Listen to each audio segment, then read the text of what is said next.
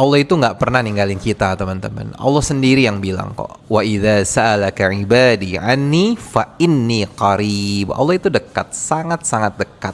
Tapi mungkin kitanya saja yang tidak mau mendekat kepada Allah. Allah itu nggak pernah ninggalin kita. Allah bilang ma wadda'aka rabbuka wa ma qala. Tapi mungkin kita yang sering meninggalkan Allah, kita yang lupa sama Allah. Saat kita dikasih nikmat, dikasih karunia, dikasih rezeki, kita lupa sama Allah. Kita nggak ibadah lagi, kita meninggalkan Allah, kita nggak melaksanakan sholat 5 waktu.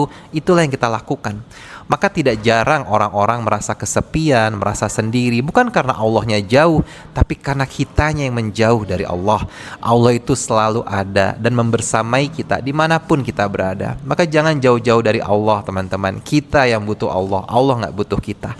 Tanpa manusia pun, tanpa ada yang bersujud satu orang pun, Allah tetaplah Tuhan yang Maha Kuasa dan Maha Agung.